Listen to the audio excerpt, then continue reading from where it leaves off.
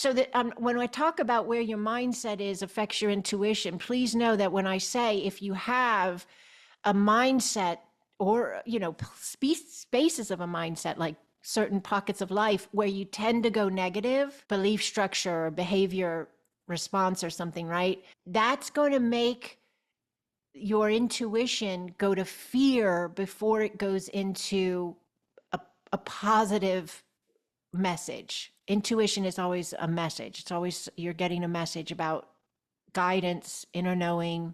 And when we have a mindset that's kind of stuck in slower, more negative based thoughts in connection with experiences where the intuition's trying to talk to us, then that is going to be registered by us as something's wrong, even if the intuition is not saying that.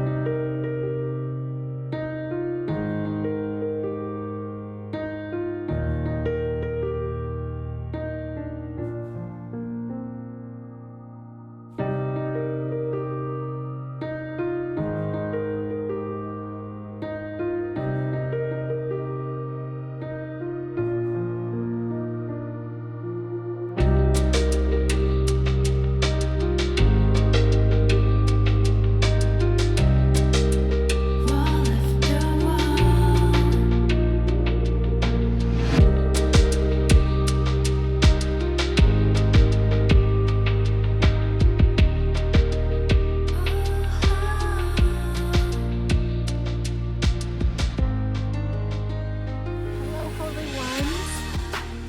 Hello, hello, hello. Welcome, welcome, welcome. Oh, I'm so grateful to be this space with you. Thank you for being this space, a glorious mindset check-in. So let's check in with our minds and see where they're set. What have we been setting them on? Uh, just kind of putting it out there. Emoji, smile, thumbs up, whatever works for you. How do you feel about your mindset? How did the weekend go? How did last week go? Have you been finding spaces of awareness, being more present, more observation of yourself, observation of the world around you, the way others are interacting with you? That's always a good one. I've been doing that more myself lately, taking a moment to kind of register where the other person's coming from instead of what am I doing with this and what's the message here for me, but taking a minute to be like, I wonder what they may be feeling right now that made that sentence come out with that tone or made that conversation kind of go in that direction. I wonder what they might be feeling right now. I'm from a true space of curiosity. Does that make sense? Of just being curious and observing, not like because I think I got to change them or heal them or give them some type of wonderful aha moment to find themselves. No, no, no. Just being able to be observant beyond my own self as well. That's really cool because, it's not something we have to do right away. Because I remember learning how to observe me. That took a while to really feel comfortable with the process of redirecting myself in the midst of it all, right? And being able to be observant and aware in the midst of it all. So then, eventually I think it comes in spurts. We get where we can also be mindful of the other side of things, no matter what it is, a stranger in traffic, a loved one in the living room, a coworker, it doesn't matter, right? We can begin to be more aware of not only where our mindset is, but maybe not that we're getting in other people's heads, but just aware that other people could have a different mindset. They could have a different entire reality playing out for them, and we may be completely unaware of what is propelling them forward or what is perpetuating that which they are speaking and doing and being. And it's not that we have to condone anything that's harmful to us or anyone else, but we can just be aware. Does that make sense? Because there's a power in awareness. There really is. There's a power within just being aware. You get to maintain a different type of presence when you have awareness of the whole thing, awareness of you and awareness of all that is around you to the best way you can. You don't got to get in everybody's head and understand everybody's everything, but you have a different presence when you're aware of the others and yourself. So just allow that for a moment and kind of think about the next time you're in a space where you're with someone else or your own thoughts or whatever it is, and you're checking your own mindset. Be available to lean into your awareness going beyond just you, and being available to your awareness registering the others you're interacting with or the space you're interacting with. Not to change them, but to just be aware. It allows you to start processing everything, including your own responses, from a much more open flow state. So you're not as reactive. Does that make sense to you? Yes, you're more responsibly responding. Okay, all right. Not in the notes. I know, let's all laugh. Not in the notes, 6 minutes in. Okay. I would like to share an announcement. Celestial Expansion course starts this Sunday. So that's the Ancient Ones tier. So if anybody's not familiar with this, you can message me directly on Patreon. You can email me, whatever you'd like. But it's one level up from the Star Ones tier. And so if you're here, you're in Star Ones, and some of you might be from the Ancient Ones as well. But we start this Sunday. We've got a PDF for the course.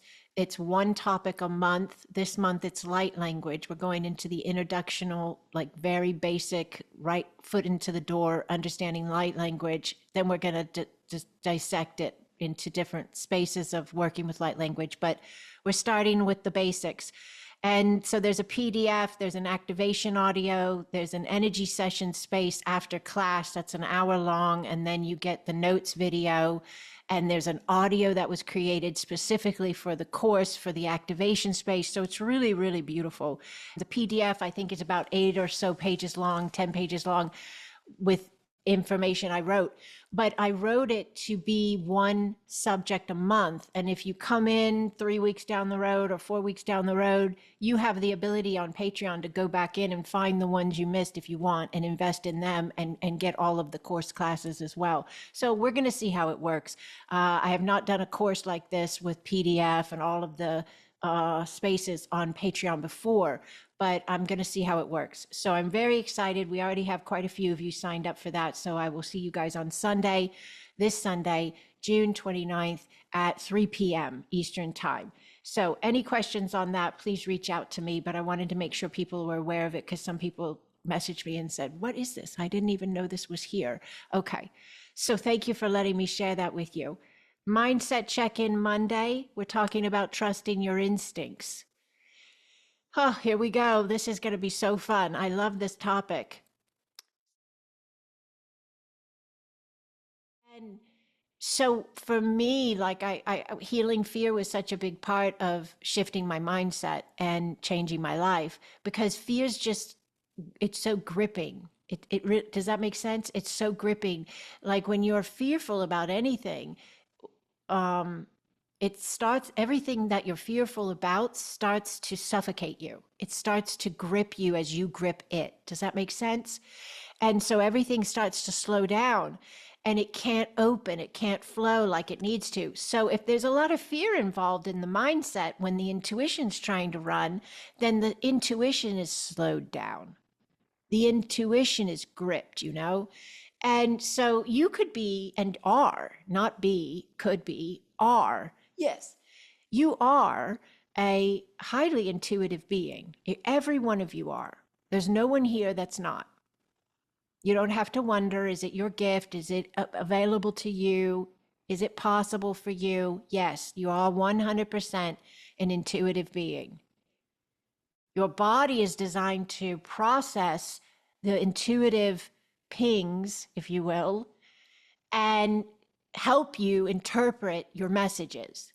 So when we started off with, I could feel it in my gut. Have you ever said that or heard somebody say that, right? I had a gut feeling about it. Okay, that's the body processing the intuitive notification that your higher mind and your higher heart are sending to you, and your body is trying to process in some way. Now, if the higher mind and higher heart, which I did a whole course on this, some of you have taken it, you know what I'm talking about.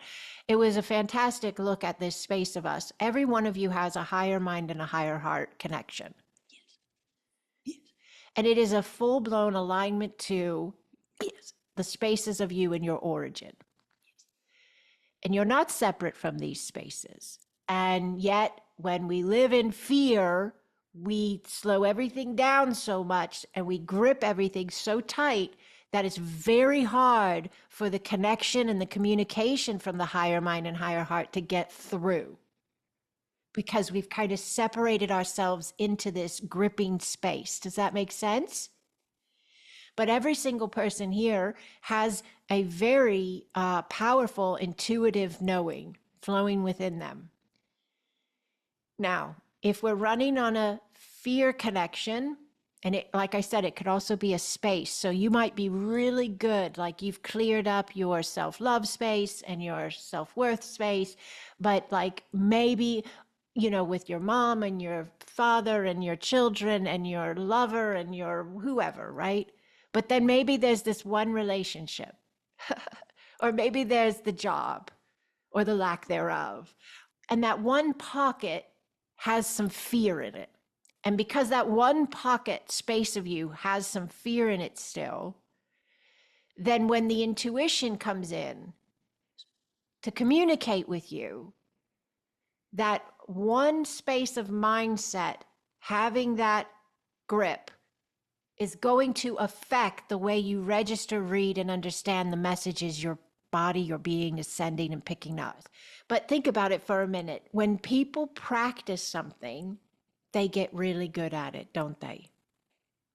Yes? Think of how many times we've practiced saying something about ourselves that kind of is hesitant about being powerful, or we've practiced saying something about ourselves that kind of leans into the way in which we aren't really sure if we're ready to jump yet, or if we're ready for that new space of us yet, or new relationship yet, or new relationship with ourselves yet. We practice for a long time. I practiced fear for 40 some years. And so when I started to practice self-love, self-worth, self-trust, in the beginning, it was like I was standing all alone in an echo chamber. Yeah. But I just kept practicing. I just kept practicing. And sometimes my practice would go really well and I'd feel so good about it. And then sometimes I'd have a practice that sucked. I'd be like, wow, that did not go the way I thought it was going to go. I thought I could do this better. How many times have I done this now? Why did I blurt that out at the last minute? I almost had that conversation in a whole new alignment. But you just keep practicing, you know? You keep practicing because you're going to practice something. You're going to practice something. So why not practice an optimal alignment of you? Anyways, we never know what everybody's walking through in the moment they're walking through it, but also always take good care of yourselves, because we can be kind and we can be loving, but we also don't have to be doormats, okay? I hope this comes across the right way. All right. Guys, take it into the week. We're on Monday if you're here live or catching this video quickly after the upload. Take it into the week, take it into the month, take it into the life. You're the designer. You're the aligner. Own your power. Check your mindsets. Use fear as a tool to shift, change, and move accordingly. All right, holy ones. I love you. I love you. I love you.